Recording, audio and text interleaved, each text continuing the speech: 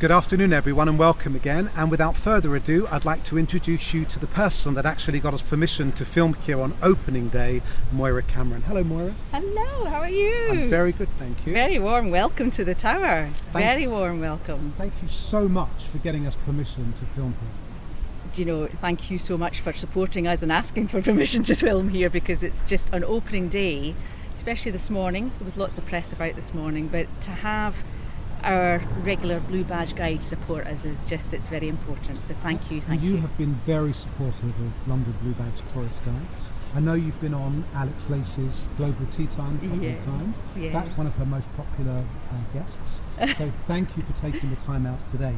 Now I'm going to be asking you some questions, some of which have been written in by our viewers. The kind of questions anybody had always wanted to ask a Yeoman Warder but never had the opportunity. So firstly, how do you become a Yeoman Warder? Right, to become a Yeoman Warder you must have completed a minimum of 22 years in Her Majesty's Armed Forces. You've got to have the Long Service and Good Conduct Medal, that one there. We say that's because I was never caught, and knowing the majority of us, that's probably quite apt as well. And you've also got to have your Royal Warrant. Royal Warrant means that you were a former Sergeant Major or equivalent throughout the three services. That's the prerequisite to apply, and it is a proper employment law. You have to apply for a job when one becomes available. Wow, so 22 years service in the armed forces. And I'm sure some people will end up doing more before they actually apply. Yes. Now, how often does a job come up at the tower? How often? It averages out about 2 a year. That's since I've been here. That's about, and which is just over 13 years now. That's about 2 a year. 13 years. Yeah, I know. Wow. My gosh. It seems like yesterday. I know it does. I believe you were the first female Yeoman Warder in history. I was the very first, but I'm not the only. Well, I hope that we'll be seeing more and more. Yeah, I think so. Now, can you give us now I believe with your job you also get some accommodation included. Now, do you actually live in the tower itself? We do. We all live within the tower bounds. Part of our World Heritage status is we must maintain the living fortress. So that's why we live here at the tower, because if, God forbid, if something was to happen, flood, fire, we do the salvage operations as well. So that's why. Okay. Now, on a day-to-day basis, can you give us an idea of kind of the duties that you would perform at the tower? We are still basically the guardians of the tower. So when people say, what is your daily job? We are the guardians. We always have been, we always will be. The only thing that we guard is slightly different, apart from the crown jewels. The crown jewels are here. We still guard the palace on behalf of the monarch, reporting directly to the governor of the tower and the constable. And we look after our daily prisoners, which are our visitors. We don't treat them as prisoners, we warmly welcome them. And so that's basically what our job is today. We're still the guardians of the tower. That's amazing. Now, how long have Yeoman Warders actually been at the Tower of London? Yeoman Warders in some format or other have been here right from the start. There's always been people here guarding the palace for the monarch.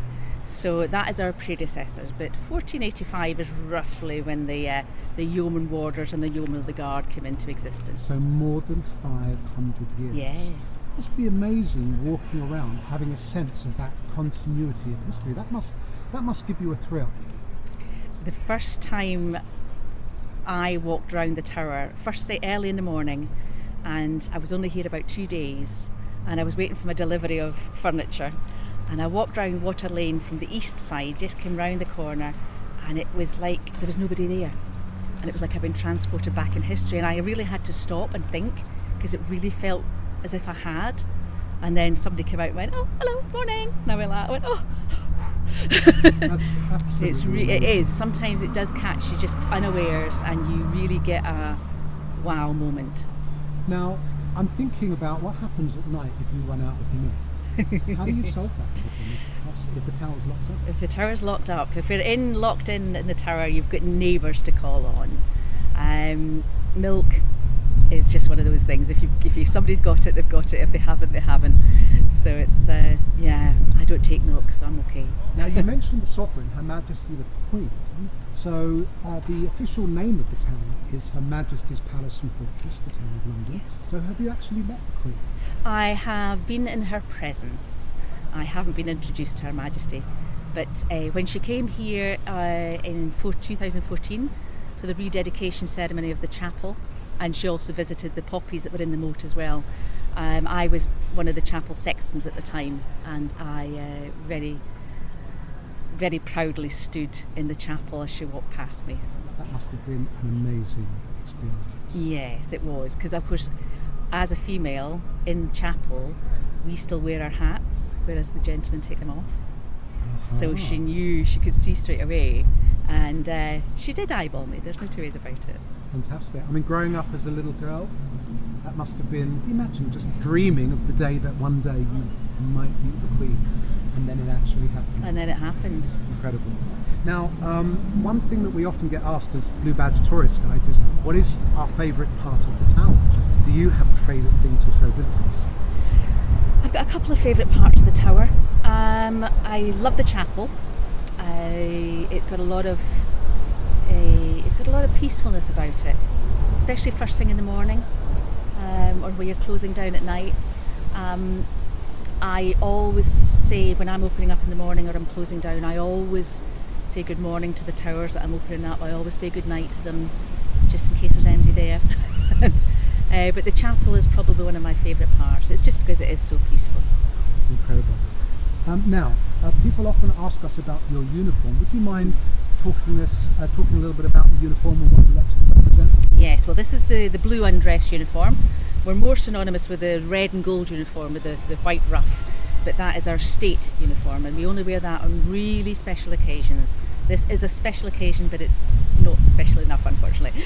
So this is the blue undress. This is our working day-to-day uniform, and the hat it is taken partly from the state dress, which was a Tudor uniform, and also we've got it was also from the blue uniform from the London Peelers as well. Bit of a mixture of both. Prince Albert, Queen Victoria's husband, he was the man who designed it and said that it was much more serviceable. So this is the blue undress. We wear this sometimes with a mixture when we're doing the Lord Mayor's show. We escort the outgoing Lord Mayor. We wear our medals, and we wear the Tudor bonnet, the black velvet one with white ribbons. So we wear that. So there's a bit of a mixture of the two uniforms. And of course the ER is for Elizabeth, Queen Elizabeth II, Elizabeth Regina Secunde, and Elizabeth is our Queen. So those letters will change when we get a new one. It will happen. It will happen. It will happen. It has happened many times before. We never talk about the death of the monarch. We always talk backwards. So yes, the perfect example we have here at the tower is when people come in, they come through the big iron gates, and on one set of gates they get E2R, on the other set of gates they get GR6, George Rex VI, King George. Fantastic. Now, another question that we often get asked at the tower when we bring guests to the tower is, are there any ghosts at the tower? Have you seen any ghosts here? I have never seen anything. I am not a disbeliever. It has to be proven to me.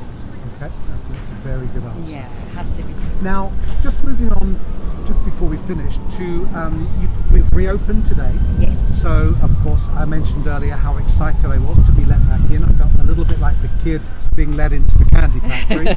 But I know you've made some changes. Can you let our viewers know what kind of changes you've put in place to keep everybody safe? Yes. The important changes are, preferably, you ask people to book in online. You can either print out your ticket, or you can get it on the smartphone, and we can scan that as well. We're not going to turn people away who've turned up and they can't get access to the internet. We can sort that out. That is not a problem. We've also got a one-way system. You come in through the front gate, you come in the main entrance like people have done for years now, but there is a one-way system. So you come through the Bloody Tower, up the Bloody Tower stairs, and you actually walk around Tower Green the long way. Should we have a quick look as you just spin around there? Yeah, let's please do. So the current visitor route actually takes you right in front of the Governor's house. It does, right in front of the Queen's house. Incredible. So we don't normally get to do that route. So what a thrill to actually get access to parts of the tower that we wouldn't normally get access to. Exactly, yeah. So that's going to be a big thing. We've limited our numbers. So there's 1,000 people a day. 1,000 people a day inside the tower is actually not a lot of people. we're used to dealing with 16,000 people a day. So 1,000 people a day is absolutely fine. You will not be bumping into people. You then go from round the Tower Green, you'll go in through the Crown Jewels. The films are not open at the moment, so you'll be taken straight into the Treasury. You come out there, you can either go, there's facilities around the back, or you can come across the Parade Square. You'll go in the north side of the White Tower, and when you've finished with the White Tower, seeing the exhibitions in there, you come out the south side, and then you come round and you go down through past the ravens' cages, because you can't miss out the ravens, and the exit is out over the middle drawbridge. But the wharf is open for all our guests as well, so that's not a problem. There's stations all around to do the cleaning, there's toilets. If anybody has any worries at all, there's lots of us around as well, and we can deal with any fears, any worries that people have. Now, but we want people to still come and enjoy it. It sounds like it's been very well thought out. Yes. Now, do you remember last July, peak of the summer? Yes. How long the lines for the jewels were? Yes. So one of the advantages of coming to the tower at the moment, of course, it's probably never going to be this quiet ever again. It will never be this quiet, not in the middle of summer. This is the perfect opportunity for people who've been wanting to come and see them but can't be doing with the crowds. It's going to be like private tours of the Crown Jewels for every single visitor. I mean, that must be an incredible experience. I'm even tempted to go and have a cheeky little look myself, I have to say. to be alone with one of the great gem collections of the world must be quite an exciting prospect. Yes, definitely. So people can buy their tickets online. Yes. Historic Royal Palaces. hrp.org.uk, and going to the Tower of London. There's a buy ticket signs there everywhere, all over the website, and it'll give you all the information about how to book in. You've got timed entry, and you turn up for that. Moira, I can't say thank you enough for coming and allowing us to do this with you today. It's been an absolute pleasure. I'm sure you'll agree, ladies and gentlemen, boys and girls watching from all over the world. I do hope that we've whetted your appetite so that when travel restrictions allow, you'll get on a plane to London, and I hope that the Tower of London will be right at the top of your list. Thanks again, Moira. It's been an absolute pleasure. Thank you, and thank you very much for all your support.